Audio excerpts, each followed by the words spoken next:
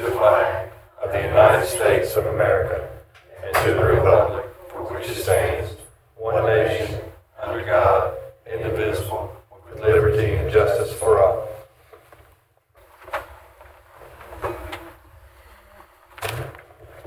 We're on to our first item, the approval of the agenda.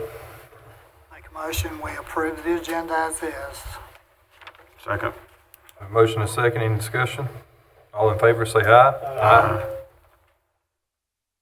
Move on to our comments from our manager and commissioners, and I'll start down with Commissioner Morris. Thank you, Mr. Chairman. I'd like to welcome everybody, either on the TV or YouTube, and those that are in the room here to our meeting tonight. Also, would like to let everybody know that I will not be doing my office hours here at the county tomorrow night due to the fact I'll be out of the area. So I'll resume those next month on the second Tuesday. That's all I have, Mr. Chairman. Commissioner Morris. Vice Chairman Walker. Thank you, Mr. Chairman. Just want to welcome everyone. We have a little larger than usual crowd this evening, but for whatever reason you're here, I hope you find your time well spent. It's good to have our new representative for the Stokes News here. Appreciate you being with us. And hope you'll all find things interesting and productive while you're here at our meeting. That's all I'll say, Mr. Chairman. I know we're getting a little late start, so I'll be short this evening. Commissioner Youngs. Yeah, I'd like to welcome everyone tonight. Apologies for a little later than usual start, but hopefully we'll progress pretty quickly and get on with the county business. Thanks for coming out. Thank you, sir. Commissioner Mendenhall. Thank you. Thank you, everyone, for coming out. It's always good to see this large group. As you all know, I believe in participation in the county government process. And so when you come out, that tells me that you are interested in what's going on in our county government. And I want to say thank you to each and every one of you. And also a special thank you to our new person from the Stokes News also. Thank you very much. Thank you, sir. I'll just echo what the other commissioner said. Thank you each and every one of y'all for being here tonight. It's good to meet y'all before we get started and see some new faces and some old faces. So thank you for being here. And also, as I said before, it's good to have somebody from the paper here again to keep up with what's going on. And with that, I'll turn it over to Manager Oakley. Thank you, Mr. Chairman. I've got a few things that I'd like to mention to the board, and welcome to everyone that is attending the meeting tonight, and here and on the camera-wise. But anyway, Mr. Chairman, you have something that I passed out here that is concerning the Board of Elections, that is putting on a seminar of voter photo identification requirements, and this will be Thursday, August the 29th. One of them will be at 2 o'clock at the Wanaco Senior Center, and the other one will be at 6 o'clock at the King Library. And this is according to state statute, allow them to inquire and to provide photo identification before they vote, and give them information on what they need to do, and the folks that would like to attend to that. This is based on state law, and any questions they would have on it that the Board of Elections will answer. And they've got it on their website for stuff that you can go on the county website and then go into the Board of Elections, and they will show you exactly what needs to be done and how you need to attend these meetings. But it is August the 29th on Thursday at 2 o'clock in Wanaco and at 6 o'clock at King Library. Also, Mr. Chairman, I attended the corporate extension advisory leadership council August the 1st. This was on a Thursday night, and was informed that Carl Mitchell, which is our corporate extension director, and has resigned, and we have a new director now. His name is Will Schrader. He's interim until that position gets filled, so welcome aboard on that one, and best of luck and everything to Carl. And then you have an invitation in front of you on the West Oaks deal, and if you let me know there, I will haul it in and let them know who all's coming this week. So other than that. Thank you, sir. We'll move on now to our public comments. And And we have Miss Ellen Perrick. Yeah, you're the only one. Okay, I'll try to get through this fast. I keep telling Eddie I only have 3 minutes, but we keep adding in so many events. In the Apple Gallery in August, we have Craig Richards. He's the founding member of Triad Outdoor Painters and one of our 2 artists in residence at the Arts Place. He paints in oils. And with him is a young artist just out of college, Margaret Larson. She does hand-built ceramic pots using local North Carolina clay, and then she paints and carves floral images on those pots. They're really large and they're really impressive. That reception was well attended. We have a portable art sit-in August 14th from 3 to 5 p.m. We're having these on Wednesdays and Saturdays, and artists can come and bring their work and collaborate with other artists. This last Saturday, Mike Davis came and he turned spoons while he was there, so you can watch someone make a spoon whenever he's there.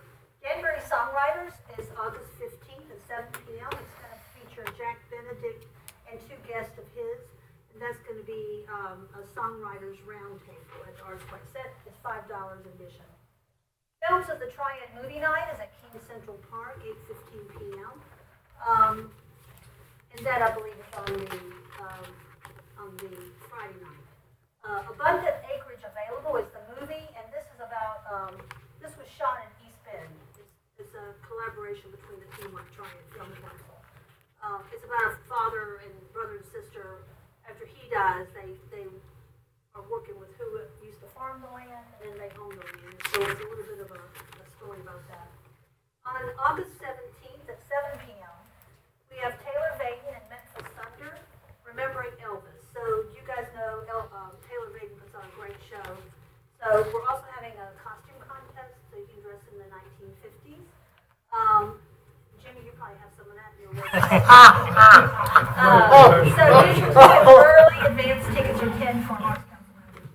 Barnfield class Sunday, August 18th, 12:30 to 4:30. Beautiful designs available online for you to pick out. August 19th is Back to School with Essential Oils. They'll teach you, it's a free class, they'll teach you about essential oils that you can help with your kids' physical and emotional health. Denbury Songwriters, August 22nd, Beth Lee. She's a songwriter that moved to Austin, Texas, but now is back in North Carolina, in the mountains of North Carolina. Again, art sit-in on August 24th. August 24th in the evening, we have Josh Shelton. His show is called 20 Years of Guitars, Roy's Lives. And that's 7 p.m., $7 admission. All proceeds benefiting the Stokes Junior Mountain Music Program. And the last thing on this update, Laura Lynn Dossett will be there August 25th, Sunday, 5 p.m. She is part of our Come Here North Carolina music series, and she has just been on the road with Rihanna Giddens for a while. And she lives here in Stokes County, as many of you know. So she will be at the Arts Place at 5 p.m. on the 25th. Thank you. Yes, ma'am. Get there right in time. Everybody loves Jimmy. Well. Thank you, Ms. Perry. We'll move on to our consent agenda now. First, we have our budget amendments. And Ms. Julia Edwards.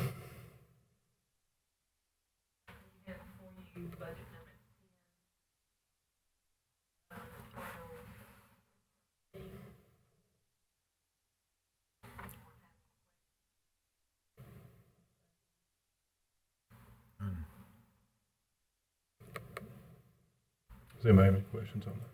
No. Any questions?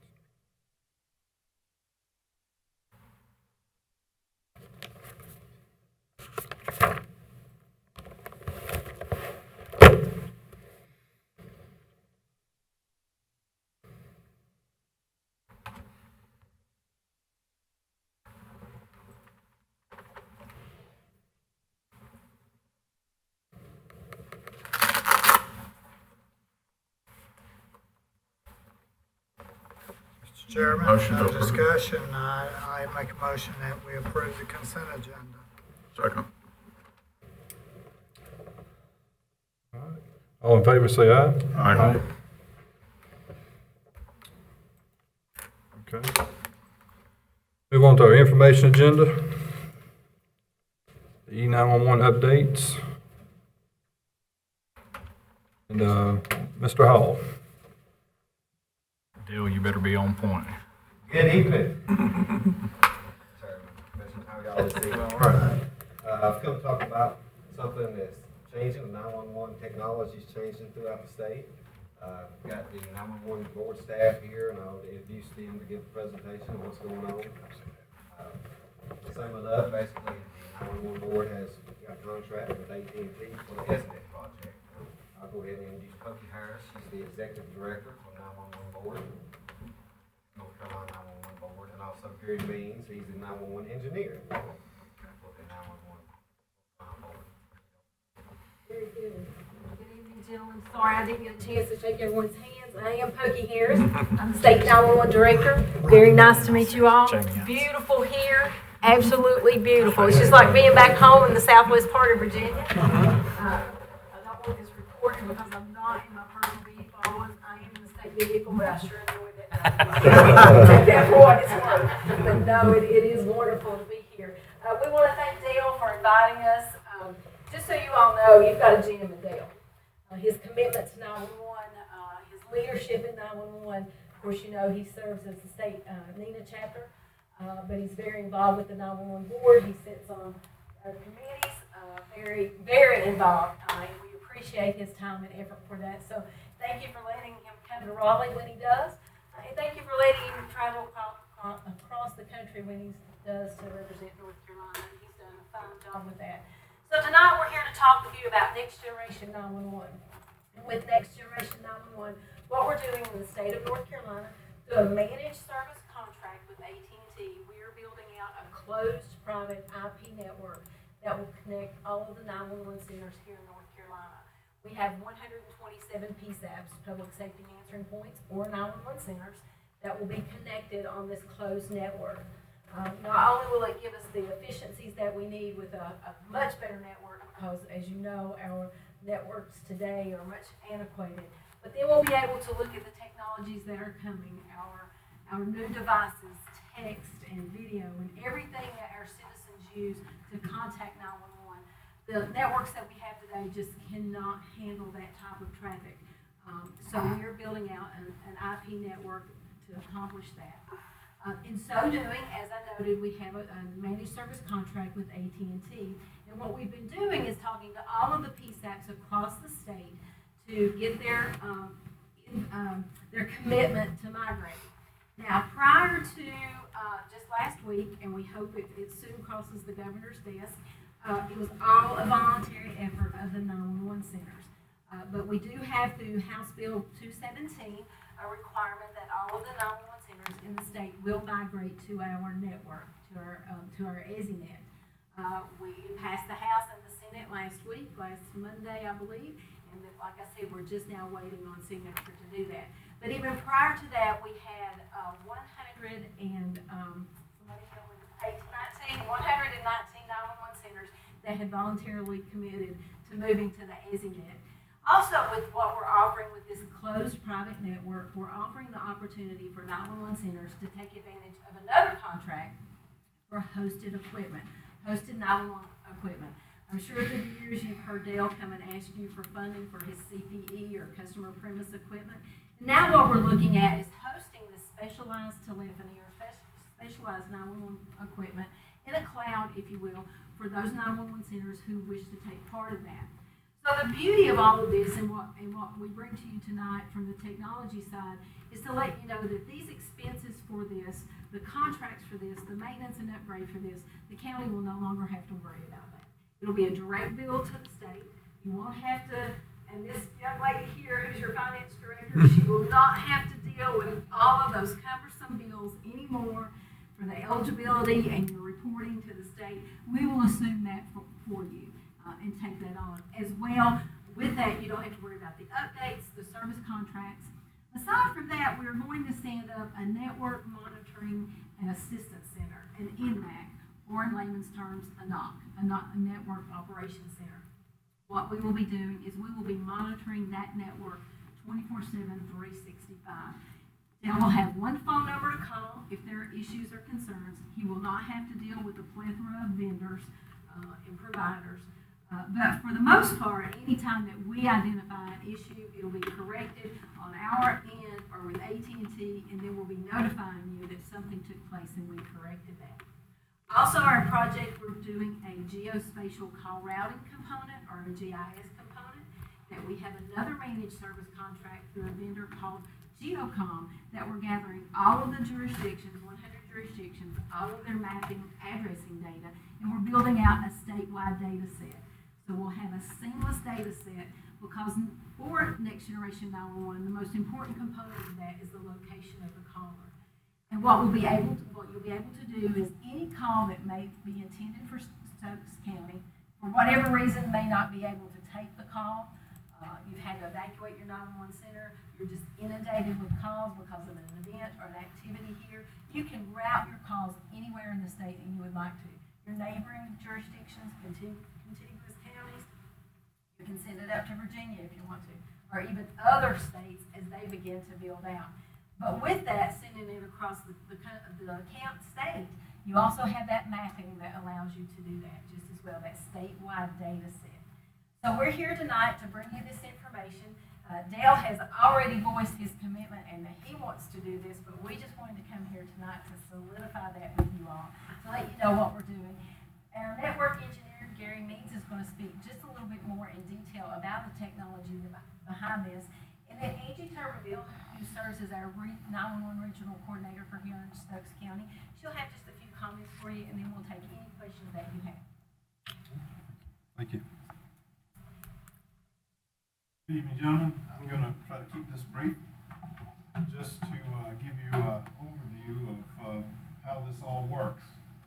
So, essentially, what the state has realized is that we're growing up. Our population is growing, different industries that we have, and so what we needed was a better way to solidify across the entire state equal access to emergency services. So instead of having a haves and have-not kind of approach to it with little individual approaches to 911, we're doing a collective effort, and that way everybody benefits.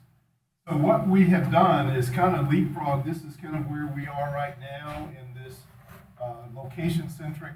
We're moving to E911, which is more electronic-based applications, but here it becomes mostly purely software-driven and logic-driven, so that we can make decisions in the network to have calls routed based on a location or a particular kind of incident or time of day or weather event. All of those variables now we can factor into how we deliver a call to any particular 911 center across the state.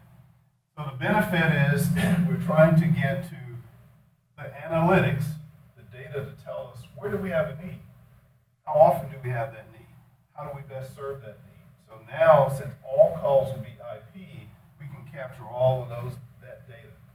We can do enhanced regional cooperation. So if you're all on the same network, how you choose to back each other up, now it's just logic statements.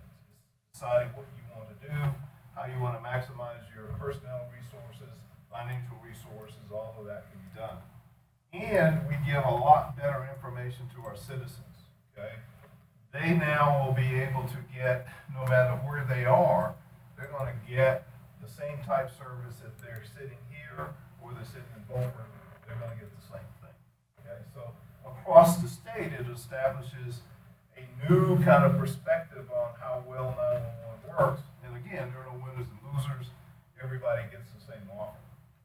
What this gives us is the ability to empower our users to do things that right now they can't do because they're constrained by the limits of an individual system. It'll give us staffing, flexibility, and most of all, it saves us money. So in the long run, we all pay for it, so wouldn't it be better if we could save a little money and get better value? So as we mentioned, we have quite a bit of positive reaction to our approach. We so far have a goal right now. The board elected last December that we would try to have 40 PSAPs actually live. We started the process with our first PSAP in November of 2018. We now have 12. We have another 20 or so plus in queue for this year. So I think we're pretty close to making that goal. We have 94% participation out of all of the PSAPs. Those are the approved primary, secondary PSAPs. And our goal is to have all of this done by the end of the year 2021. So it's an aggressive schedule, and it takes a lot of coordination and moving parts, and that's what I do. I just kind of keep my fingers in all the dice. So to give you an idea, I can't pull it up on the screen, but if you can see, we do keep a real-time map. So in your presentation, that link takes you to a statewide map. Everywhere that you see is green, those are folks who held their hand up and said, let's go. Everywhere you see light blue is actually a project where they're in the process of implementing their next-gen 911 system. Everywhere you see dark blue, they're actually live on the system. So it's real. It's not a concept. It's not a what if. It's a living thing. And we're actually using it today. In fact, we cut one just last week, Cumberland County. So it's irrespective of what carrier you happen to be served by. So if you're in CenturyLink territory or you're in Frontier territory, you're in AT&T territory, it doesn't really matter. Our network is not dependent upon them. So when we build it out, you basically go a level up. You're on a private network.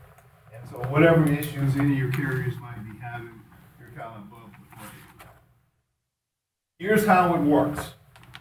So rather than do a lot of technical stuff, this is the pokey chart. Drew this especially. He got tired of me walking in the office and saying, put this on the whiteboard for me. Yeah, so clouds and all of that squiggly stuff, she got tired of trying to figure out what that was. So how does it work? So it really is a logic chart. What does it do? So when we do this, basically, we're going to take every single phone number, every single location, every single address. They will be put into a statewide data set that, thanks to our efforts with these folks, GeoCom, will have every single municipality and county border matched, street center lines matched, address ranges matched. It'll be like a contiguous map of everything in the state. That then determines location. Now, as we know, most 911 calls come in wireless. So it helps us that, yes, we have the addressing, but what about the mobile folks? You have a lot of visitors in this area. You have some great attractions. They come, they don't know where they are. They don't know addresses. They know I'm in the park. Well, where are you in the park? So all of those things can determine how quickly you can serve them in case there's an emergency. So the added benefit of this is once we get all this data to this level of accuracy, that literally maps every parcel in the state to a latitude and longitude, and eventually altitude, which is important here. Okay? So this mapping gets us to an accuracy level in this data repository such that when you make a mobile phone call, the wireless carrier will be able to tell us, based on tower position, in something we call phase 2, where we continually rebid to find your location. That information becomes real time to tell us where you are based on this database. So this database, which all the localities will feed into, will drive how AT&T routes the call. So essentially, when we say, here's your lat and longitude, they're going to look and see, well, what PSAP is that? So we can draw borders, software borders, to say, if you're in this area, you go here. But let's say you're in Stokes County, but you're on the far end of it, and probably it's better if there was a service coming from the adjoining county. You can create rules to say, if this condition exists, then do this, even though right now you may be confined by your connection and what the territory is of your carrier and what they cover. Now it's what you want to cover as opposed to what you have to cover. It's a big difference. So now you have this flexibility, who gets the call? When the call is routed to your PSAP on our system, you're going to get voice, you can get text, eventually you want video, you want a combination of those things, pictures, whatever. So if I want to send you a text and send you a picture of what I just saw, in NextGen we can send that. It's just data traffic. So you could literally have someone in your PSAP, maybe all they do is take text calls. They don't take voice calls. You can specialize your skill sets. You can do all kinds of things now that you haven't had the opportunity to do. With this combination of information, it has to be maintained to meet the NENA standards. Dell knows a lot about that. Okay. It has to be kept at a 98% accuracy level. Okay. So that means that every time we add a new street address or a new parcel of land, it goes in this database. It gets checked against the accuracy of existing data, approved, accepted, and then is available for call routing. Okay? So in the future, when the call comes in, you can now, based on where it's going to go, ask a series of what-if policy rules, depending on what you want to do. Suppose you're short on staff, and your backup arrangement is with another county. You can look ahead and see there's nobody to take your call. They're going to want to send it over here. And when we send it, all the data associated with the call, who the caller is, what carrier they're on, what telephone number they are, where they're located, all that information gets shared with whoever takes the call, anywhere on the network. So, guess what? You could be in the disaster business for our friends on the coast that have hurricanes. Literally, they could route their calls to you. And as long as you have an answering profile on how to take those calls, you can take them. We can disperse them anywhere in the state we want to go. Even if you're on a different call handling platform, the data on the network before it goes into the call handling is all the same. Plus the fact, you'll notice this right here, our typical time to connect the call is about 10 to 12 seconds. That's how long it takes for us to figure out who you are and get you to the right PSAP. Our actual data shows that for our 12 sites, they're averaging less than a half of a second to get the call from the time you hit the 1 to its delivery in the PSAP, less than half a second. So it's instantaneous almost. In fact, in Durham, the first callers on the system, when they dialed 911, they were surprised because the call taker answered so quickly. They were expecting a little pause so they could kind of get their act together, but as soon as they hit the 1, they answer, what's the nature of your emergency? So in this environment as well, we'll be able to tell where you are. So now the script changes to say, instead of what's your emergency, where are you, and have them try to tell you, now it's I see you at X address. Is that correct? I see you are moving. Okay? We actually will have updates that you will see on your mapping screen if somebody's in a car, and let's say they're in a car and they've been kidnapped. They're in a trunk. They're texting, and they're driving. They don't know where they are. Now you will be able to spot them, and you can see what road they're on, what direction they're going. Think about how important that would be to responding to those kind of emergencies, just because you have this information. That's the WIFM. That's what's in it for you, is why we're trying to do this, okay? So essentially, we went through a whole big process. It's just, how the state does things. We had a big RFP. We spent a lot of time, put a lot of technical people. We made a decision. It was AT&T, okay? There were 11 bidders. They won. Great. They gave us the best price, best service. We also did the same thing with GIS. We put that out there. We wrote an extensive amount of technical information to make sure all this would work. It was vetted in that process. They had to demo that it worked. We picked one, GeoCom. It's been great. These folks really, really know what they're doing. So we're pretty happy with it. We kicked this off this year. We've already begun the process of collecting your data. We have some of the PSAPs that are pretty far along in that process. So in effect, we're offering you the capability that when you convert to next gen, you can actually convert with the standard for GIS call routing, which makes it very, very powerful. Questions? I know it's a lot. You're drinking from a fire hose. Any thoughts, questions, anything I can answer for you? Oh, thank you. You're telling us that with the data file that you have in this situation, you're saying that we're looking at 98 or more % accuracy with 3/10 of a time frame? 3/10 of a second answer time, even with the location data. Yeah. So it's a lot faster. Great. That's great. Commissioner. A lot of information.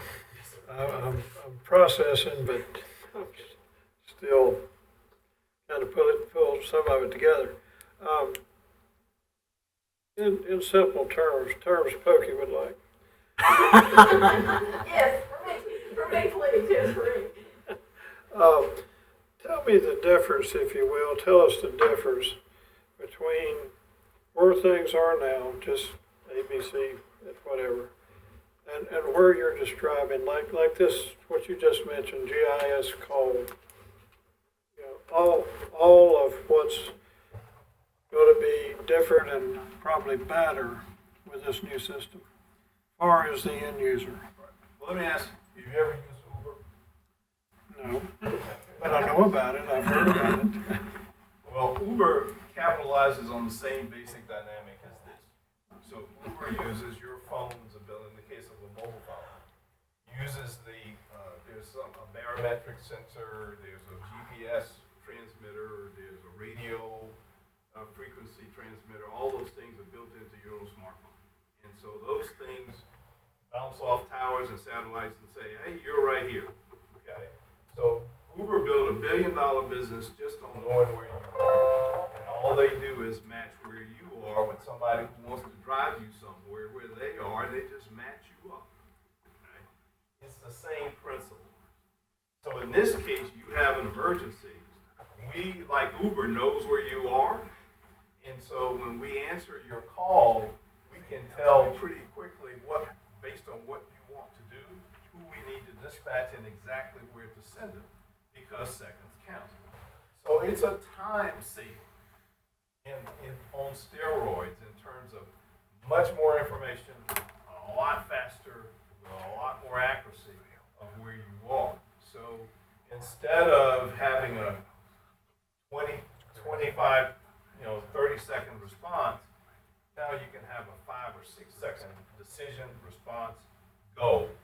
And that could save your life. You have a heart attack, seconds count, that sort of thing. So it's much faster. But the flip side of that is that being able to know where to send someone, when your call delivers across that network, immediately as that call goes now, all of your information goes with that call across the network.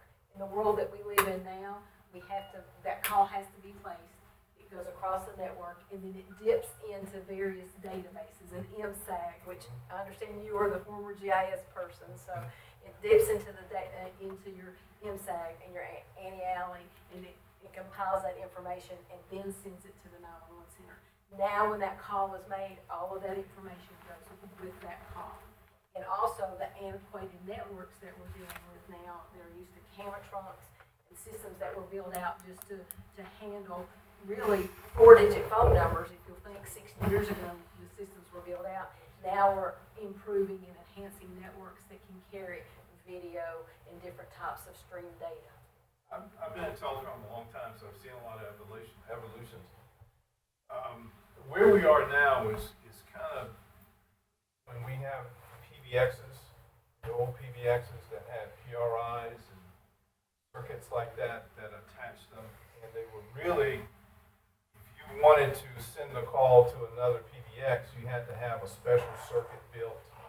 And it could only connect two similar PBXs together. They had a certain kind of line. You could only get your numbers from a certain carrier, wherever that PBX was located. And you had to duplicate a lot of hardware to create a network. Okay? now we're in something called voice over IP. Your county probably has one, and it allows you to have network on your data network. You have your voice riding on it, and so a location now is wherever you want to put a phone that's on your network, and it's irrespective of a carrier or a location or any of that. And it's a much cleaner way, and you get the use of your network for both voice and data at the same time. This really kind of does the same thing, but instead of it being an enterprise for a county or a business, it's for the entire state, and it's only for 911. So it's not a public access network. Hey, can I ask another question? Let me give you an example, right now where we at. Say you in Stokes County, near the Forsyth County line, your wireless phone, dial 911, you get Forsyth County. Must be the closest tower. The closest tower to you at your location was not Stokes. Well, they have your latitude and longitude. They find out when they're questioning, you're in Stokes. Get EMS in Stokes County, not Forsyth County. So they have to switch the call to us. Certainly, we will not get the latitude longitude of your phone. It is an accident. We will not get it. So for some reason, you get disconnected in between the transfers. We will not get your location. So when Forsyth County goes on the internet, we're on the internet, all that should switch, all the information will switch. Because currently, we are essentially territory here in Danbury. AT&T's, West Forsyth County. That's a good illustration. It happens a lot. Actually, they'll have your call should just come straight to you. Yes, it should after we switch over. Yes, sir. Sounds like there are some real advantages, and if I may follow up with a brief question. Sometimes things come down from the state level to the county level, and there's some significant cost involved. So it all sounds like a really beneficial way to have things. But what cost would there be to the county to make this transition? Mr. Walker, there is no cost to you. The cost for the migration, if you will, to the internet, part of our contract with AT&T, the ongoing cost for your approved seat count, that will be cost that the state will take on. You will not see that bill, as I was telling her. She will be very happy. You will not see any of those bills that will come. The one thing that you will see is you're used to seeing your annual appropriation or your annual distribution for the 911 board. What will happen is we will back those reimbursement costs out. You will see a decrease in your distribution to you, but you won't have the cost that you have to pay for your network and your telephony anymore. So basically, it will be a wash. So there is no onboarding cost to you, no upfront cost to you. It's a cost that the state will continue to bear through, of course, the surcharge monies that we collect. Right. Basically, at this time, we pay 911 to cover 4 administration lines. Currently, we have 10. I gave a quote from AT&T with the 6 from the general fund. That's what the quote's for. We're not covering that anyway. Yeah, y'all not covering that. So, basically, it's already covered. We still have to cover the phone lines? Not for 911. No, Not for 911. Not for 911. Just them admin lines. So the network itself, the way we deploy it, is that your primary center will have 2 fiber-based network drops into it, coming from different directions. So we may use CenturyLink for the last mile. Typically, we use 2 different vendor partners to deliver that. You don't pay for that. The construction to get the circuits into your PSAP is also absorbed by the state. And even if we have to do wiring inside your PSAP to get the circuits to where the control equipment is, that's even covered. So anything to actually get the service up and operating is part of what we cover. The use of the system, and you could choose a platform, a Vesta platform or a Viper, For your call handling. for your call handling, is how your call taker actually gets the call. We actually have that in a hosted environment, like a cloud. It's a cloud-based setup, but it's just for our state 911. one. It's fully redundant, so it's in two different data centers that are 400 miles apart practically. And so whenever we send you a call, we can send you a call from either one of those locations.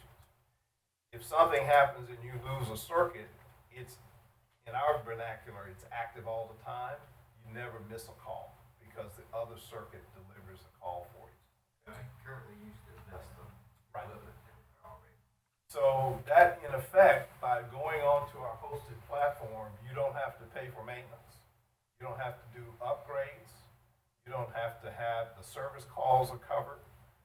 It basically takes all of that off your plate to have to pay for and get reimbursed. Now it's covered, and in effect, the state pays it as a subscription fee to AT&T based on your approved seats. That's it.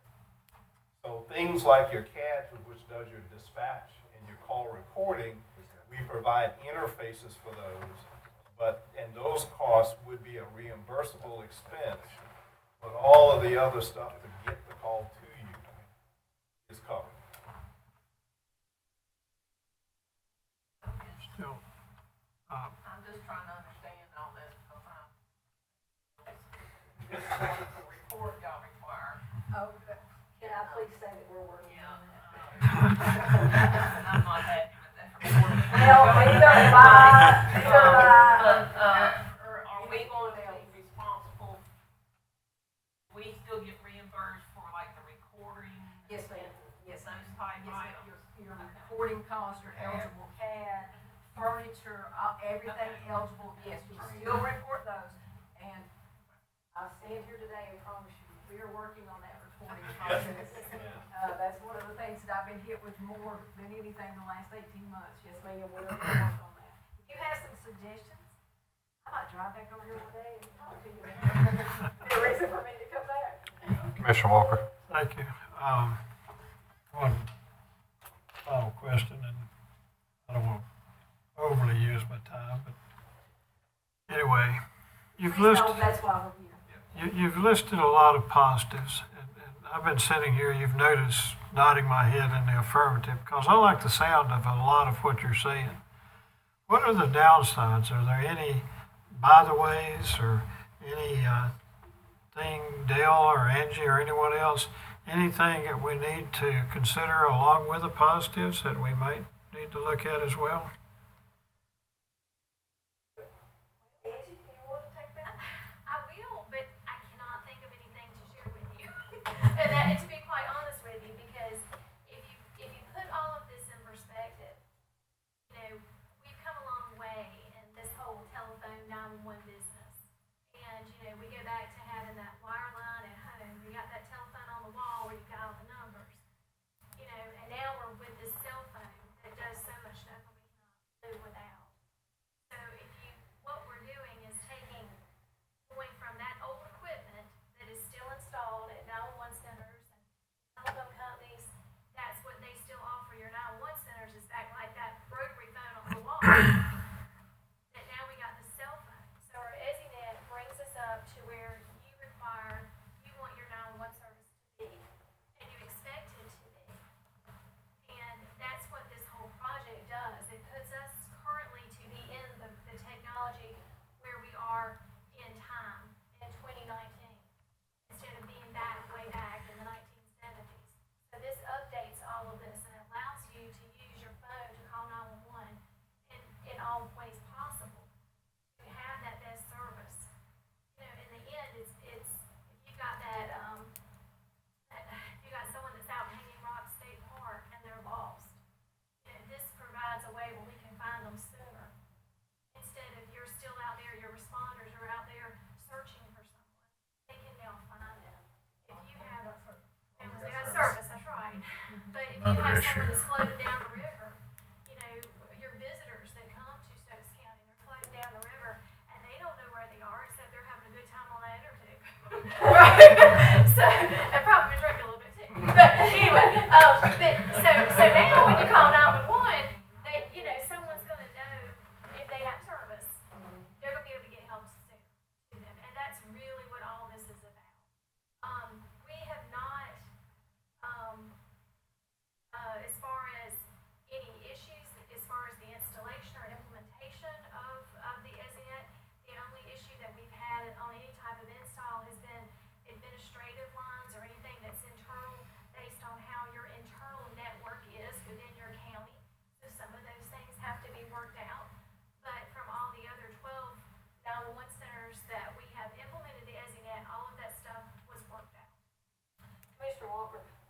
from a national standpoint, there's a push now to get national attention of our leaders to look at the $13 billion it's going to take to do this across the country. North Carolina is leading the way right now. The $118 million investment, upfront investment that we're going to make for the build out of the EZNet, the geospatial call routing, our network and monitoring center, and all the components, we're ahead of the game with that. So this is a national initiative. A lot of studies from NENA, from APCO have gone into this. The AT&T network that we reside on is a national network. They're just building out their portion of it here in North Carolina. So eventually we could connect to any state, any PSAP in any state that's on that network. I've been in the business about 28 years, 27, Angie's right there with me. Dale, how long you been? 28. And I can tell you that this is just the next step for 911. As we've seen Angie describe, going from basic 911 to enhanced 911 to wireless 911, phase 1, phase 2, this is right in line with that. Will there be some hiccups? Yes, there will. But we're fortunate here in North Carolina with our partners that we have, AT&T, Geocom, and even the staff that we have on board, that we're staying a step ahead of that and looking at those issues and concerns. So really, it is a win-win, and we find no reason for any county not to move forward. I want to see our citizens here in Stokes have the best services available, and this sounds like a step in that direction. It sounds like, as you mentioned, we're even a little ahead of the national curve by being able to provide this service. So I'm very encouraged by what I'm hearing. Thank you. Yeah, we were in D.C. back in February, and we kept saying, we're leading the country. But we found out through presenters who were there that North Carolina is actually an innovator. We're well beyond leading the way with this, and a lot of other states are looking to us. And we just received total of the $6 million, but $3.9 million from a federal grant to go toward our efforts here in North Carolina. That's what we'll want to keep. Yes. Any more questions or comments? I have a couple questions real quick. What's the schedule for Stokes PSAP to come Our online? contract ends essentially May, June of next year. So some of that might overlap. Correct. Correct. Working with Dale, we could begin the onboarding process to look at when that contract would expire. That would be the most optimal time to do that, and that we could go ahead and do that migration very close to that. I do know that Gary's schedule right now, we're first quarter of next calendar year it's almost built out. Yeah, we have some room, but we try to accommodate in our schedule individual circumstances like that because you don't want to be left high and dry. So we have the flexibility and the resource. We can do 2 or 3 of these a week. And we're starting to And next so week. we're beginning to get to that level. So what we're doing now is we're probably 8 or 9 PSAPs in the first quarter. So we have capacity for a lot more. So our goal is in 2020 we'll do 50. And so by that time in 2021 it'll leave us less than 40 to be finished. And then we'll be done. Now what we can do, which is in taking advantage of that long lead time, there is work involved to get your data straightened out. Yes. Okay, That's so what I'm not going to sugarcoat that. That takes some effort. But Your GIS, with your GIS data, department will need to be because engaged with we prefer that you can turn this up using existing location-based data, or you can turn it up as Dell will tell you what's called I3, which is the NETA standard, which is what I just described. And so Raleigh Wake, for instance, was one of the first ones in the country to go on the EZNet with the location. That's what they do. So all of their mapping is that way. Richmond County is going to come on next month as I3. They were one of our first ones. They went on about 2 or 3 months ago. So what we're building into the schedule is that if you will work on your data, when it's your time, you can go I3 and you make the full jump from the connection base into a purely IP-based, location-based route. it. 98% accurate GIS data. Okay, my next question. And one thing too is that once he starts the onboarding process with AT&T, they will have an engineer come out. And once the engineer comes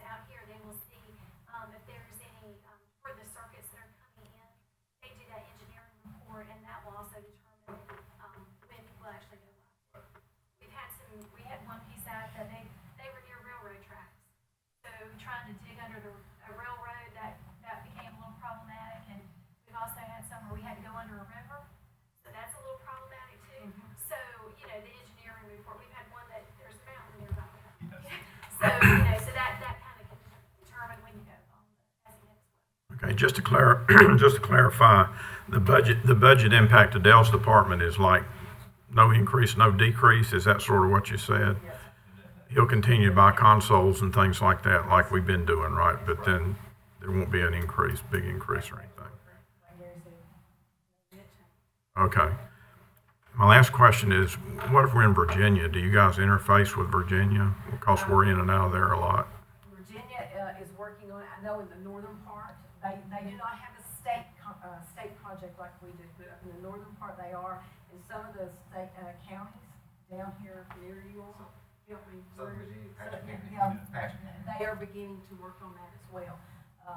My counterparts, even with Virginia, South Carolina, Georgia, they're all looking at this. Tennessee, they're all looking at this and moving in that direction. So that will be the ultimate goal, that regardless, there are no boundaries, county or state boundaries. But once we're in operation and they're not yet, then does it still all work together okay? You still have a Yes, one of the fundamental tenets of the design was that until we're in this transition period, it's not all or nothing. Mm-hmm. So we actually have the network built so we can talk to the legacy, and the Okay. legacy can talk to us. Okay, So good. as long as we have that connection, now when we get everybody migrated, we don't need the legacy anymore. That goes away, and the state saves a boatload of money. Okay. But for that interim, so we understand that there's still agreements between PSAP. Some may be on and some not, but we still have to transfer calls, and so that Okay. infrastructure is in place. Got just it. like we're doing in the state with counties to county. Until it- Rockingham County and the states get ready to switch this year, correct? I think Rockingham, And Forsyth County. Yes. Forsyth is. Well, yes, Forsyth is next quarter, I think, Yeah, but, it's, So do we have backup still with Rockingham like we used to, or Surrey? Surrey. We keep that for a while, or? you make it wherever you want, Once really. both Surrey and once Rockingham switches over, we could even say the eastern side of 911 calls go to Rockingham County, because Rockingham County is more familiar with the eastern side of Stokes County. Okay. Surrey and 911 calls from Surrey, and from the western side of the county to go to Surrey, because they're more familiar with the western side of the county. It's just however you configure it, right? Yes. Okay, good. That's all I have, Mr. Chairman. Perfect example of the if-then scenarios of what Mhm. the network will allow. See, now they get a 911 call in Surrey from St. Ridge. Most people work in Surrey County don't have a clue where St. Ridge is, but we give them information about Okay. maps and stuff. That's all I have, Mr. Chairman. Thank you, sir. Thank you all for coming, by the Gentlemen, way. I know we have gone well over our time, and we thank you very much for allowing us to bring this information to you. I would say that we will definitely be back as we start to look at the GIS component of this. We will offer opportunities for meetings, but if we need to bring the GIS folks back and talk with your folks, they may even want to host a meeting for us over here. Just real quick before you leave, Commissioner Youngs, Commissioner Mendenhall, either one of y'all have something for them before they take off? Nothing else. Thank you for coming. I have a very quick question. As the other fellow commissioners have said, it's great that it's instantaneous location. But the question is going to be asked from constituents in the community, how secure is it? And will it be utilized for any other? No, sir. It is, cybersecurity is one of our large components, and that's where I was going. The other one, I couldn't think of the fourth one, Gary, when I was looking at it. That's part of that $118 million price tag that I was telling you about to get this off the ground. Cybersecurity is very important. We're already engaged with various individuals. Center and North Carolina National Guard for cyber assessments. The design of the network, that was probably 100 pages in the RFP. We went into quite intricate detail. So the network has no internet connections anywhere. Okay. So we, in effect, we have a very specific routine to how we connect to you. We basically don't allow you to come across our border. There's a firewall between your stuff and us. And so the NMAC, which is our internal monitoring, we have some highly skilled engineers that will be looking at your stuff all the time. So it's not like set and forget. We basically run reports and look for intrusion detection. All of that's a 24/7 operation inside our state 911 board. And Mr. Oakland, David Bowe from Martin County. David sits on our 911 board. He's also the chair of our funding committee. And if you'd like to ask David any questions, he would be more than happy. He's helped us with outreach to some of the counties. And actually, Martin County cuts on the 28th of this month. Chairman, anything else? I believe that's it. Thank y'all for Thank coming you here all and very much. giving all this information. We appreciate that.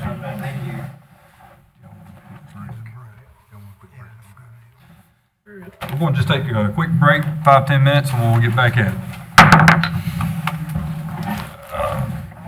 Cut off. Stan Katrina's been on Facebook recently Oh, really? with her new boyfriend.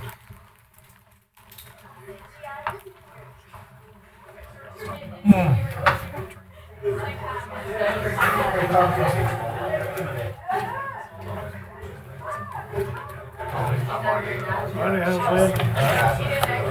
She's had 3 or 4 gowns. I guess she's home. You know, this time after one, got down the group. What if he get caught saying something? But then she's saying, I'll tell you. Thank you, Jim.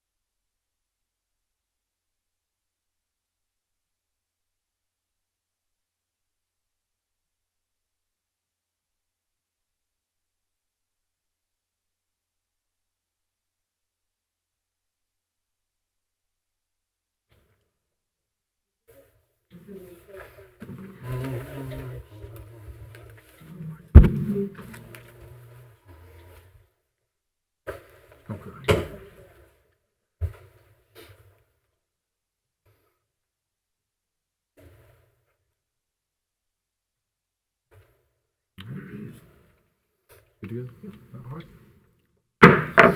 Call the meeting back to order. With that, we'll go into our discussion agenda. And up first, we have our Tax Administration Monthly Report with Mr. Brigham. Good evening. I know y'all running a little behind, so I want to be brief as possible. First thing we've got is our monthly tax collection status report. We're off to a good start. Bills were mailed on Friday, July 26th. In the 3 business days that we had, we've collected over $608,000, or roughly 2.8% of the annual budget. This month will be a big month, so next month we're probably looking to report around $11 million in collection. We'll probably get over half of our collection in the month of August due to the escrow accounts. Next item we have is the real and personal property releases, less than $100. Then we have the real and personal refunds less than $100. Next item is the real and personal releases more than $100. And then we have the real and personal refunds more than $100. So we've got all 4 categories this month. The next item I've got is we have 4 present use value late applications. And the next item we have 3 late applications for elderly exemption and 1 late application for disabled veteran exclusion. The next item I've got, I'd like to spend just a moment on that item. That item is the agreement with South Data to provide online listing service for personal property, both business and individual. The agreement that you have in front of you has been reviewed by Ty Browder and Nicholas Oldred from the legal perspective, and they've made a revision in that. I have the revision here. Ty, when I got the information back from Nick, he thought it looked good, but he wanted Ty to review it. And when Ty reviewed it the next day, it was after I had submitted it to Shannon to put on the agenda. And Ty made that revision, and I passed that information along to South Data, and today about 4 o'clock, they changed the agreement to match what Ty said. It was a very small change on page 2, item 4, terms of the agreement. I think Ty took the word will out and replaced with shall, and then I think he took the last sentence out, and then a portion of another sentence, and then changed it where the contract will renew every year automatically, and you won't have to do it each October. Just some language there, and I've got copies of that, and I'll pass that out when we get through, or you'll have that. And then on the consent agenda at the end of the month, I'll have the correct information there for Shannon for y'all to sign and approve, hopefully. Let's see. The next item I've got is a resolution that's going to allow Stokes County to accept online listings of personal property. And then the next item is an agreement with South Data that allows South Data to receive, scan, index, and categorize personal property listing forms. I'd like to add that the money to fund both the online list service and the image scan have been approved in the 1920 fiscal year budget. Moving on to the last item, the final item is the motor vehicles collection report for fiscal year 18 and 19. The report is broken down by tax jurisdiction and is for information purposes only. Be happy to answer any questions before I request certain items to be moved to the August 26th consent agenda. Thank you, Richard. Is there any questions from the board? Just one comment. My wife's already been trying to pay her bills online. Y'all had to slow her down a little bit, but yeah, I'm good with the South Data thing. Quicker the better. I talked to her, and we've got one other phase that's going to come in probably next March that's going to have hopefully everything bundled together. That way when we take those email addresses we've collected, next year when we send that e-statement to them, they can hit a button and immediately pay their bill. And hopefully we're working on something to get those fees cut down and be more beneficial to the taxpayer. So we're working towards that. Michael May, who actually, with South Data, he come in the office because we did have a little hiccup. I think your wife was one of the ones who had the hiccup where the registration numbers weren't lining up, and there was some kind of disconnect. Yeah. And, they were quick to get it fixed, and they got it fixed, and then that happened again. And they've got it fixed now, so they're working, trying to get the problem solved altogether, and I'm sure that they will. But we're able to enter that information for people and get them set up for next year. So this year, we're just gathering information. But he did waive the $250 implementation fee because we've had those hiccups. So that's the type of company we're dealing with. That's good. They're real user-friendly. And then, that's all, that's all I've got, unless y'all got further questions. I just want to say thanks for the continuous good job y'all are doing. I think this switch you're using, South Data, will be very beneficial. That was the system we used in the school system, and they did an outstanding job. So I think made a good selection there. Thank you, Richard. Thank you. I guess you asked with the 6 items right here, maybe to consent agenda on the next meeting. Absolutely, that's what I want. Board fine with that? Yep.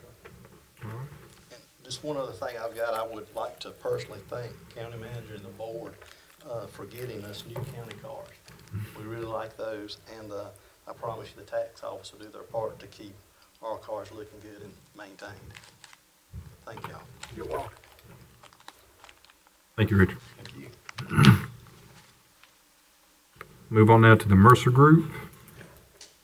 Mr. Chairman, I can introduce the folks from the Mercer Group. Philip G. Robertson is the Senior Vice President, and we've got Joan L. Miller, which is Vice President of the Mercer Group. The board had recently approved the Mercer Group to handle the salary study for the county, and at that time requested that they would come by and answer any questions that you may have in addition to in approval of moving forward with this salary study. So with that, Mr. Robertson. Thank you, sir. Forgive my voice. It's sometimes doesn't play. And Ms. Miller has asked that I point out to you that I'm old and mostly deaf. So if you would speak up with your questions, I'd appreciate it. And I will proceed in any way you wish for us to. I'll be glad to start. I just wanted to make sure of a couple of items here that are very important to me as we go through this new salary study. And first one, I just want to, I know you've got it in writing, but I just want to reinforce that this is going to occur. One says we will meet with every employee to discuss his or her questionnaire answers and get clarification. So you will meet with every single employee here. And I'm not trying to back up from that. We'll meet with every employee who wishes to meet with us. Sometimes employees, let me jump to a certain part of the study. We ask employees to fill out questionnaires, and then we structure these interviews that you're referencing there around the questionnaires. Sometimes when you have employees who have the same title as other employees and they agree with those other employees, this is the employee's determination, not ours.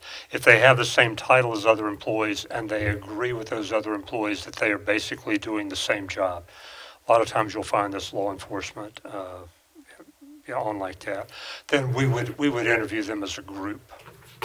Sometimes you get better information as a group, but if somebody does have the same title as somebody else, but they want to interview individually, we'll gladly interview them individually. But not to put too fine a point on the group, we once got a questionnaire signed on the back by 124 Sioux City firefighters. They said we're all Sioux City firefighters. You don't need 124 questionnaires to track that down. Okay, and to follow up on that before I pass it on down the line, so you're saying that you'll meet with every employee if they desire to meet with you. And then yes, sir. My next question then is your first thing, your first bullet point, it says we provide orientation sessions for all employees so that they understand the methodology of the study and how the positions will be evaluated, which will reduce anxiety. So once again, where it says all employees, are you saying that you will provide an orientation session for all employees or just the ones that want? No, with your population size of employees, it would need to be multiple, because once you get above, say, 30 employees in a room, somebody's not going to ask a question because they think, oh, that's not a good question, I don't want to. No, we will schedule enough meetings not to go beyond 30 employees, that we can accommodate whoever wants to come to the orientation sessions. Compensation classification, a lot of times you get into real trouble if you ignore the human nature side of things. One of the things that we'll tell employees probably often is that we're not here to try to identify high-performing employees. We're not here to try to identify positions that can be deleted. What we're here to do is, for every unique position that you have in your organization, recommend a pay grade and a pay range. And we're going to have the employees and supervisors help through that questionnaire and interview process in doing that. Thank you, Mr. Chairman. That's all I have at this time. I might have an additional question if we come back around. Okay, thank you, sir. Does anybody else have any questions for you? I have a couple. Mr. Morse? Hey, good to have you guys here. I read through your proposal in detail a couple times, and it was, I thought, really well written. Thank you, sir. And easy to follow. Ms. Wheeler is actually the brains of the operation. So. And I think I found everything in there I was looking for what we think we need to do to get our pay scale and everything and our classifications up to speed. I had a couple questions. One, we have a number of employees that work a 7.5-hour workday. Yes, sir. You know, we have emergency services on their own schedules, but then our other employees are an hour for, if it hadn't changed, an hour for lunch and 7.5 hours. Do you have to normalize that somehow during as you look at the pay, or do you just treat it like an 8-hour day, or? What we would do is look at the structure of your current pay plan. Mm-hmm. If that's how you have your current pay plan, usually pay plans are going to have a minimum salary for the pay grade and a maximum salary for the pay grade. If you're calculating that salary at 7.5 hours, I mean, that's basically what we would do. We would, the only possible twitchy place you're going to run into, and it would be difficult to normalize it, and I don't know, I would not recommend that you do, is for the market data. It may be that a neighboring county has this minimum, this maximum salary, and it's on 8 hours. Mm-hmm. I'd ask you to step back and think, when your employee is thinking of going to work somewhere else, they're going to look at the salary. Yeah. And they will make the determination there, so we can discuss it when we get there. Let them factor in the half-hour difference as they make their decisions, and you just, that seems like a good way to do it then. Yes, sir. Annette, my second question is, I assume you will do questionnaires for full-time elected officials like sheriffs and register of deeds, but not for part-time elected officials like us. Is that correct? On the elected official side, the best that we can do on that instead of the questionnaires, because what the questionnaire does is goes toward the minimum requirements of the position. Mm-hmm. If your concern is the competitiveness of the compensation for the elected officials, we can make that part of the compensation, the market survey. Okay. Us saying that your sheriff has to have a bachelor's degree in law enforcement and 20 years experience, that's not our determination. I really wasn't concerned about the classification, just the pay itself. That would be on the compensation side. So we can compare what our sheriff gets paid to other sheriffs. Yes, sir, and we don't have to run them through that class. Okay, yeah. The questionnaire is strictly on the classification side.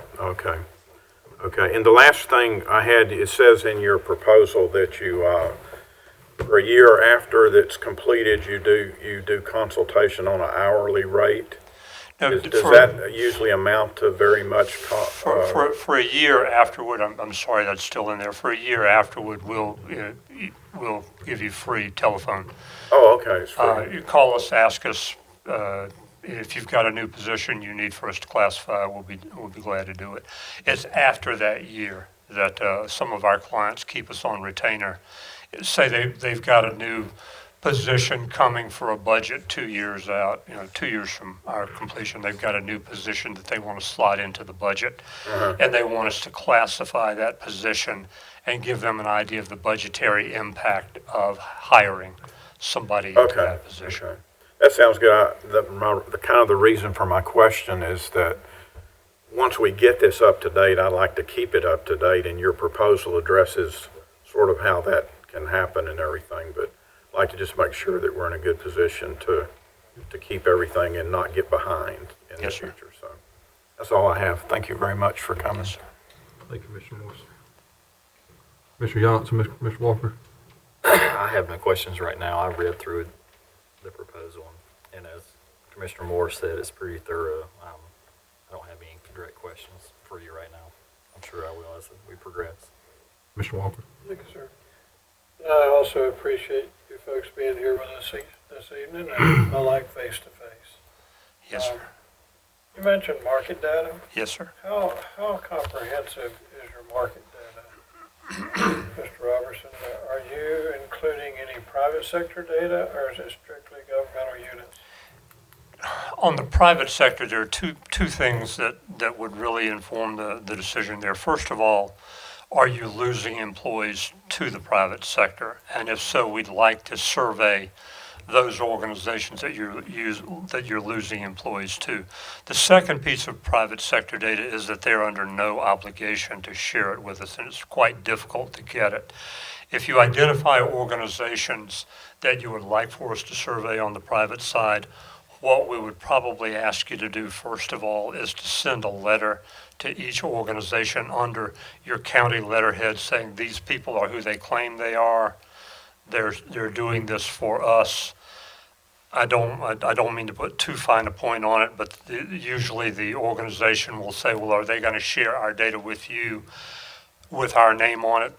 If you trust us, and I hope you do, we would like to be able to tell them, no, the only people that are going to see your data with your name on it is us, but that data will be plowed into your overall market calculations, if that makes sense. It does, and I don't know whether we're losing employees to the private sector or not. I feel like most of it is toward other municipalities, other county governments, but there could be some loss to private sector as well. But you might be able to uncover that as you talk to some of our people, our HR person, for example. So I was going to say, normally the HR director would know who you're losing your employees to in the private sector if you are. Do you see our county is pretty typical of the types of counties you've worked with, and anything exceptional that's popped out so far as our county, or pretty much business as usual? At the risk of maybe having to go into more discussion once you've heard it, I studiously do not cultivate a category of typical county. You have to take every organization, county, city, town as itself. You have priorities here that may not be in other counties.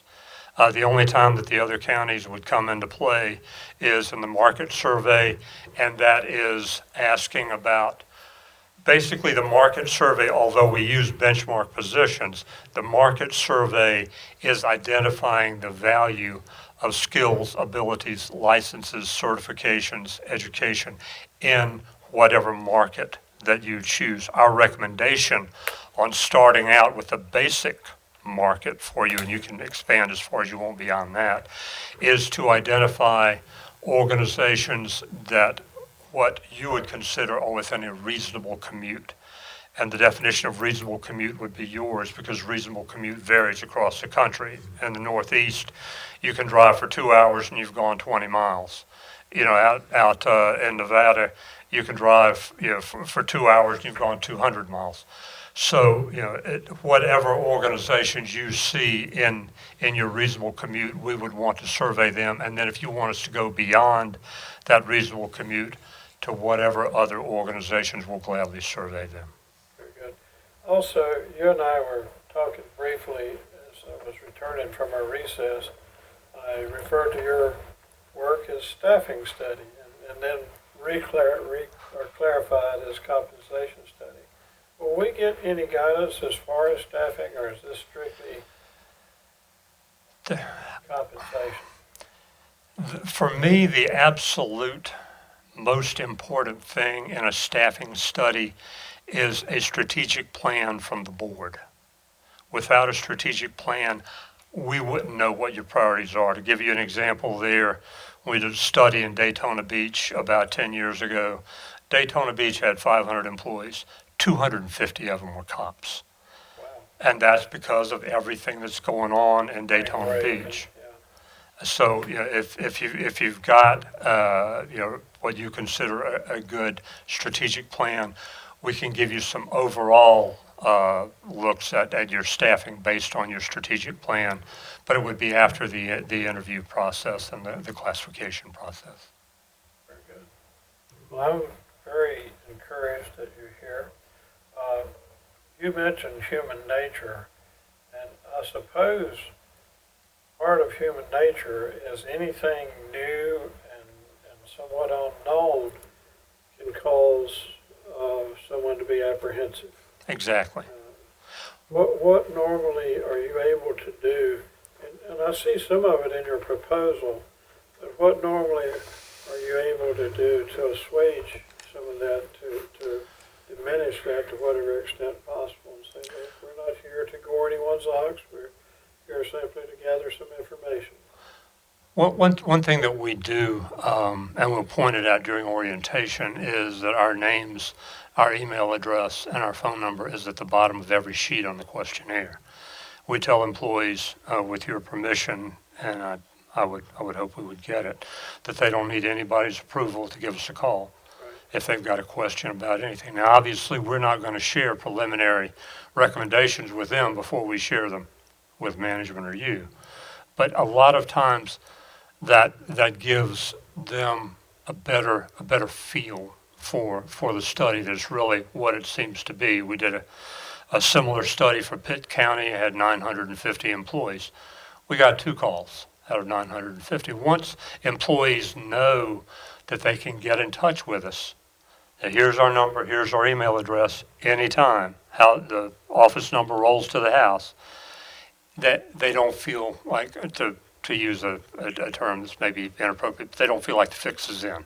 They say, yeah, these people are here for what they say they're here for. They're going to recommend a pay grade, pay range, and maybe a different position title for my position.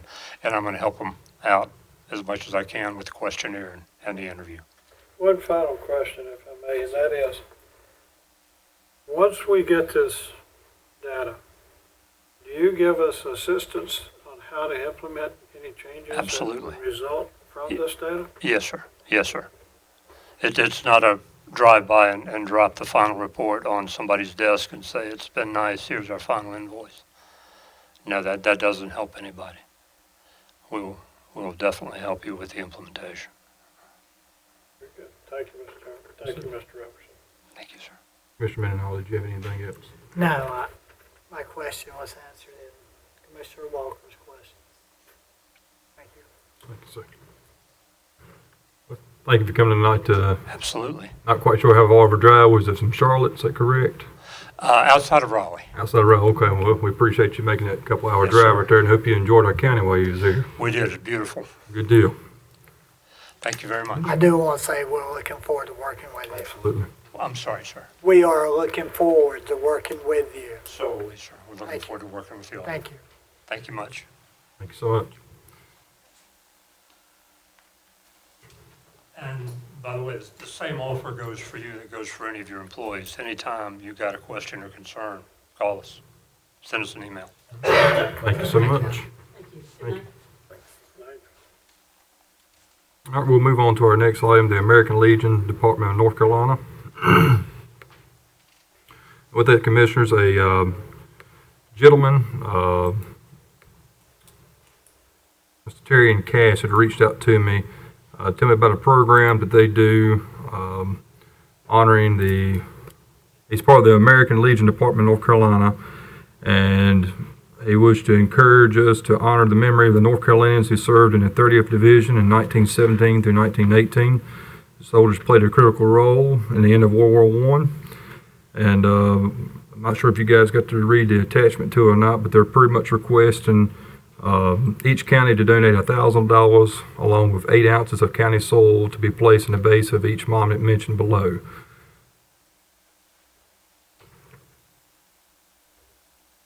What that is, I need you all a couple minutes to read it. Well, Mr. Chairman, I've read it. Okay. Two Thank or you, three sir. times.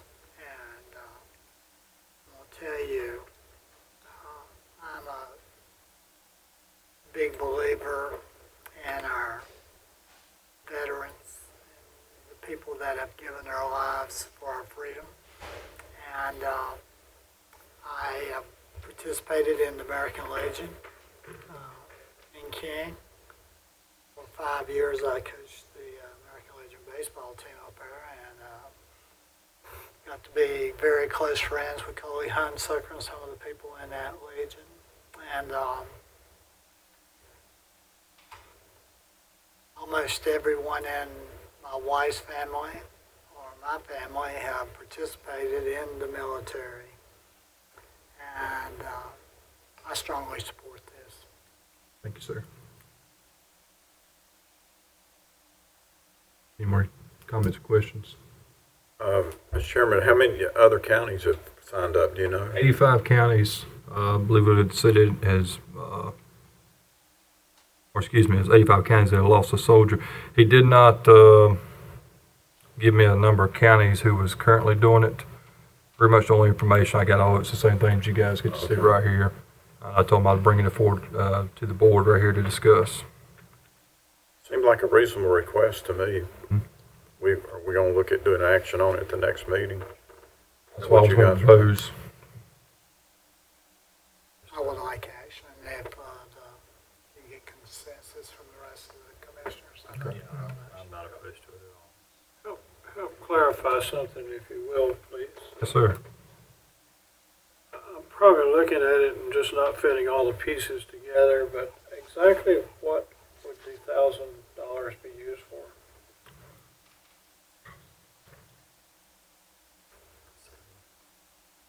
Says no marker exists in France honoring the accomplishments of the North Carolinians. A replacement statue is needed on the state capitol grounds to correct the oversight of this remarkable achievement.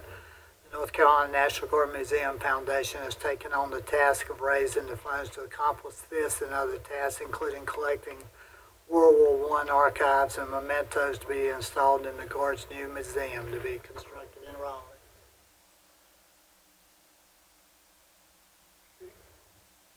This is like a substitute for not having the one in France. Correct. Yeah, that's kind of important. Is everybody good with moving this to action next meeting? Yeah.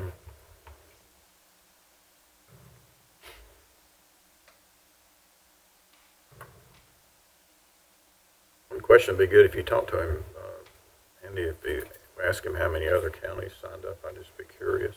Okay. I've already committed to fund it.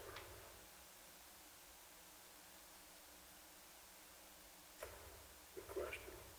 I'll send an email off tomorrow. I should have it for you by the next meeting there. All right, moving on to the last one, the Water Project Committee.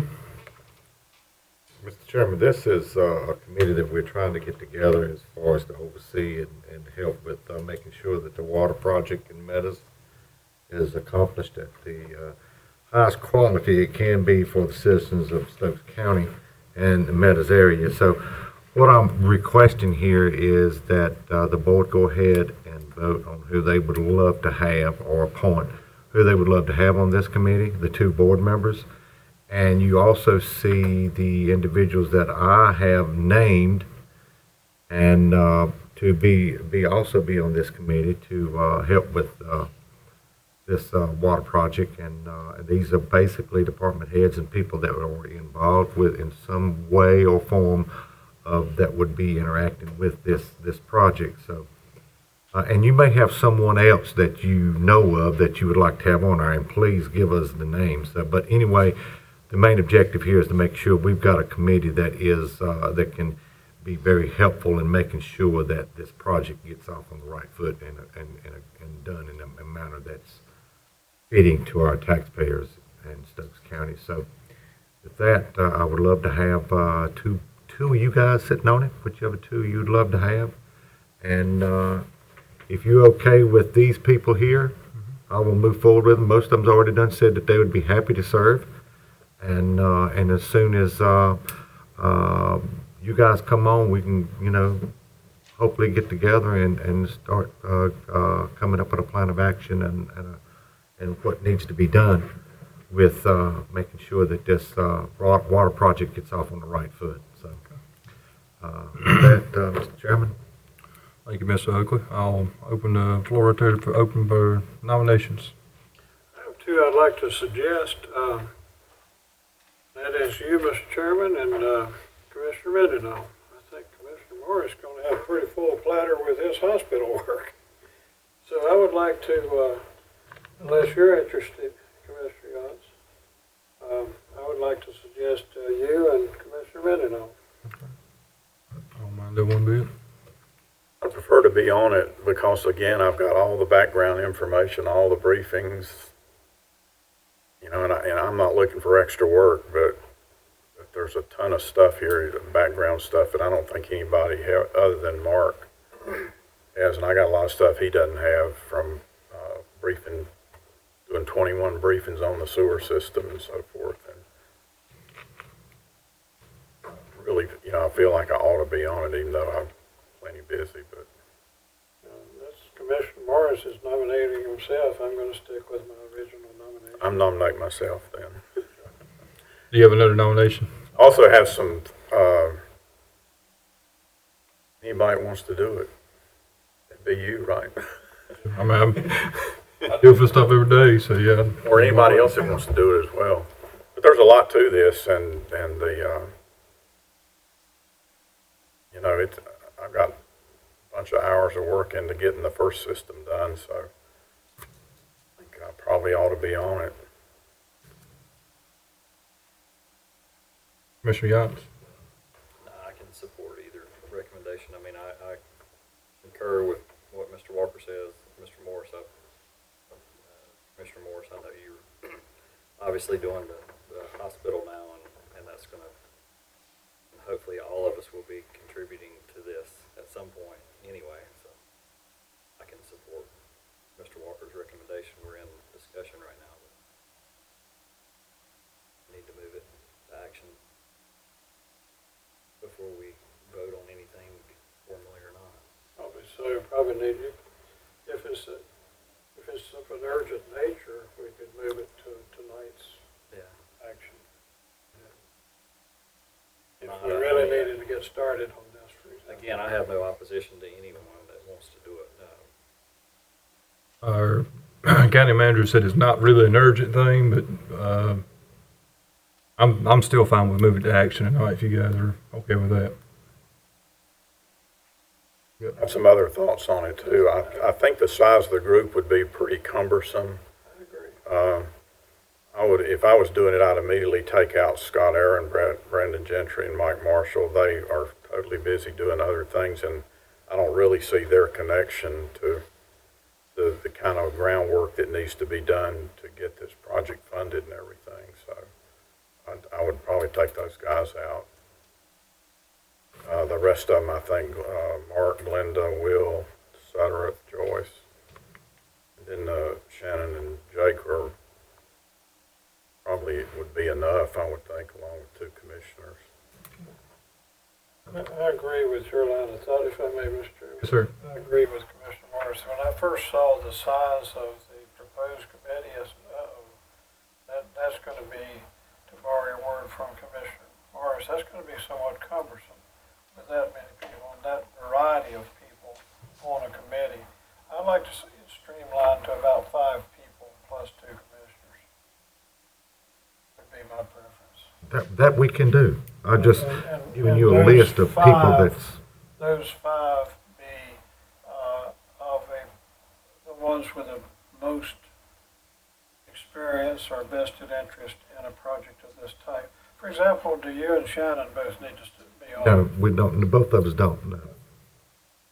But, administration would have one member there if it's something, if I was sick or something, Shannon can show up. If, but most of the time it would be me, on that, but, your first 1, 2, 3, 4, 5 folks you see there are people that deals with the environmental side of a lot of areas, such as Mark is always in the maintenance and the constructions of things, and so is Galinda as far as the contracting side of it. And you got your economic developer in pushing the infrastructure of this county, and then David Sutherland for his planning and zoning, and then Brandon Joyce to the environmental health of the water and the septic tank and all that area. So there's good people that were there that knows probably how to really help Stokes County get the best possible job out of this. So, and it don't have to be these. I've just picked out several people that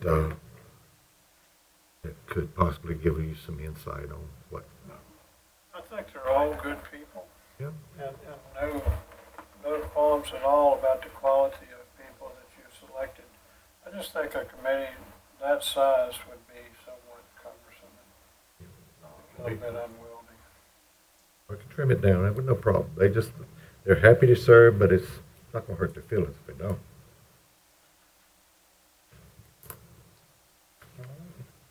With that, do y'all wish to move this to action tonight? Make a motion to move it to action. Second. Any more discussion? All in favor, say If aye. anybody, go ahead, I'm sorry. Hey, that's okay, I'll let you. If you don't put me on it, then I'll be an alternate if one of you guys can't make it, if you want me to. Okay. So I do have a lot of information on all this. All right, all in favor, say aye. Aye. We'll make it, It'd be item D, I think. item D, yeah. No question. Yes, sir. On our system here, how can I add an action item? I think Shannon is the one who's sort of like the admin over this, is that correct, Jake?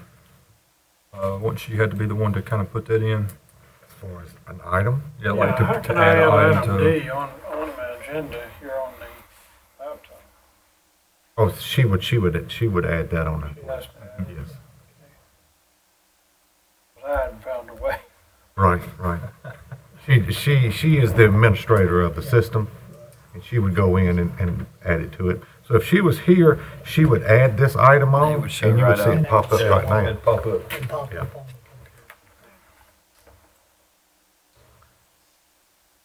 All right, we'll move on. You should need to say something. No, sir. We'll move on to our action agenda, the RFQ draft, Meadows Water. Chairman, you see here, and like I said, Mark Delahunt is here, Public Works, and also Glenda's here. You'll have your RFQ and your map and your updated RFQ, and this is, what this is doing is asking for qualified engineers to submit a bid if they're interested in doing the work. And that's what this is for. And then we take these bids and move forward with establishing what we want done, who we want to help us with it, and what direction we want to go. So this is just to get an engineer firms to say, hey, I've done this work, here's where I've done this work before, and this is why I'm qualified. Okay. Motion? I have discussion whenever you get the motion. I make a motion to approve. I second it. A motion, all right, motion is second. Commissioner Morris? I'd like to see some additional wording added to the part that, if you guys will bring it up, that Jake's got in yellow. Are you looking at that? Is that what you guys are looking at? Updated one? The updated one, yeah. where it says, on that first line, it says grant funding and management. Yes, sir. Yeah. I like to put a slash mark behind management and then add the word administration. Administration. Yep.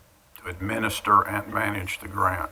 Okay. And then the second thing I'd like to add to it, down where it says the selected engineering firm will be expected to pursue, I would like to see the wording on that to say to aggressively pursue all available, to include but not limited to USDA rural development.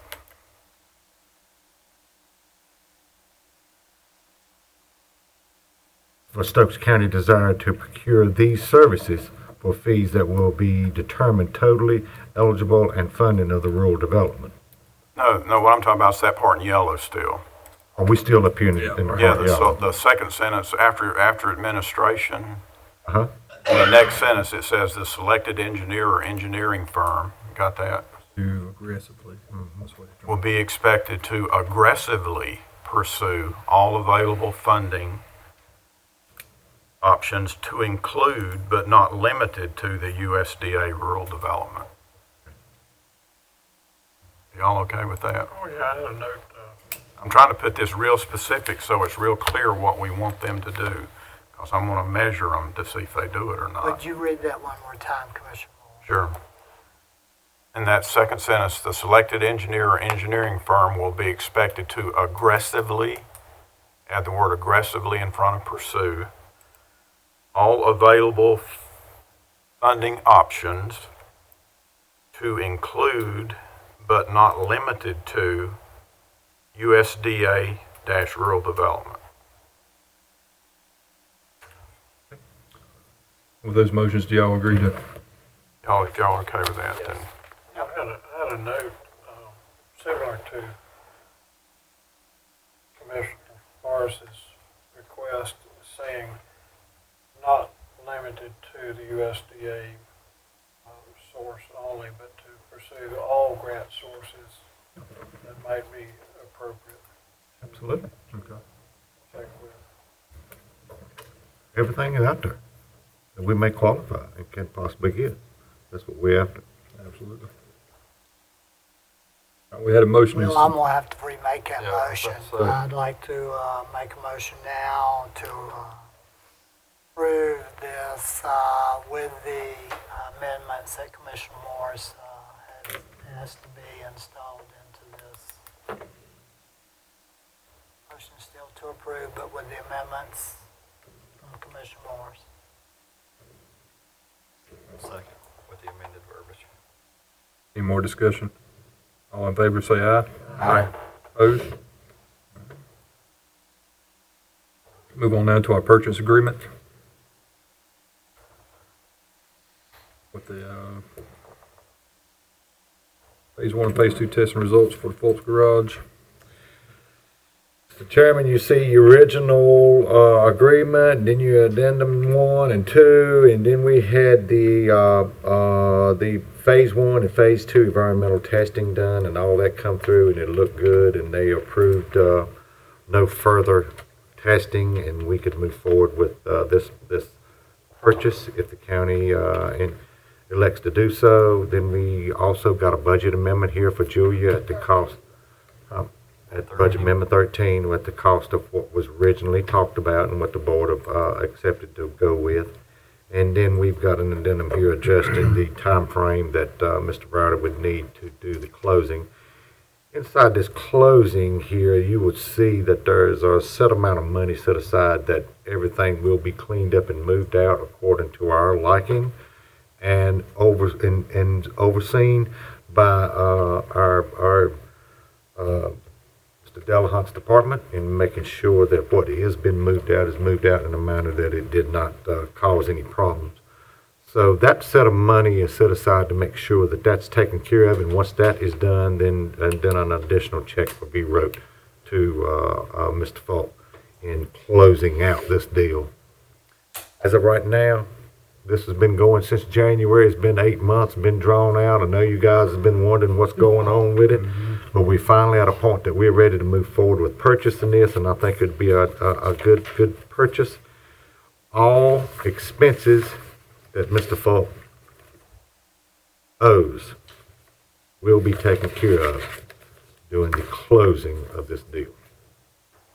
Make a motion to approve the contract with Michael Falk as stated in our computer here with the addendum added for August 12, 2019. Contract with the addendum added on August 12, 2019. Make a motion to approve. Have a motion? Second, any discussion? All in favor, say aye. Aye. Opposed? Thank you very much, Mr. Chairman. Yes, sir. Thank you, Mr. Manager. Up next, our appointments to Stokes County Voluntary Agricultural District Advisory Board. This is some volunteer members on this Agriculture District Advisory Board that is requested to be appointed, and that's Robert P. Lindsay and George Cuthlan, if I pronounced his last name correctly. Cuthins. Cuthins. His son went to school at North Stokes, so that's how I know. Have a motion? So move. I'll second.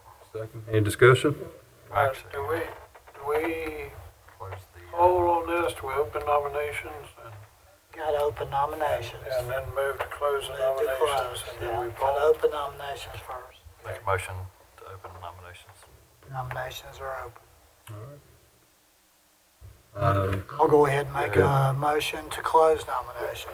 First, we need to nominate the two people, I believe, before we close them. Nominate. We did last time, yeah, didn't we? I thought that's what we done last time, Mayor. Did we? Nominations are already presented. Very good. Were presented at the meeting on Yes, July 22nd. Lindsay and Cutchins Very were good. presented. I'm just 2 weeks behind, maybe 3.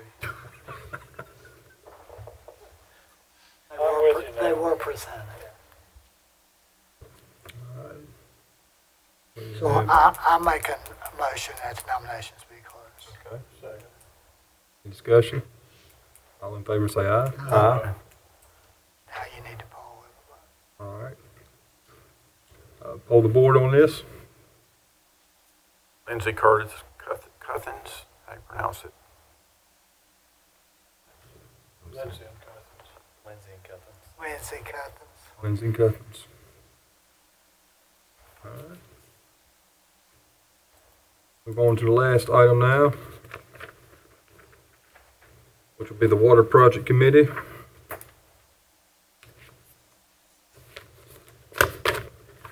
Motion, or do you need?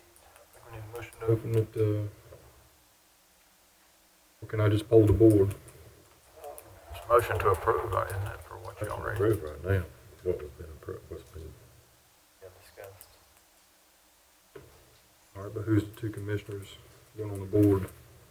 I make a motion to approve you, Commissioner Nicholson and Commissioner Mendenhall, Mr. Morse as an alternate. Second. Any discussion? Yeah, I have one quick thing. I missed one of my notes a while ago. That board makeup should either have Julie or Lisa on it, because half of what you talk about is financial stuff, so, let Julia decide which one, I guess, if the board's okay with that. that's right, absolutely. Yeah, it'd be best if you were, because you've done all this before. Okay. That's the only thing I had, Mr. Chairman. Okay, have a motion and a second. All in favor, say aye. Aye. Opposed? Okay. And I believe our county manager has something just real quick for us. I just want to tell the board the reason why Shannon's not here. She's on vacation. Hopefully she's letting her brain rest a little. I hope she has a good time. But I wanted to thank Diane. She told me not to do it, but I said, Diane, I'm going to do it. She's come here and she's took off her afternoon to be here with us and has run this recorder and our sound system for us. She's done it. Thank you very much, because she knows I am computer illiterate. I don't know how to do anything. I don't even, I try to stay away from it, but I have to do a certain amount. But Thank you, Diane, for filling in. Thank you, Miss Diane. Other than that, Mr. Chairman, I'm ready to go if you are. All right. Motion to adjourn.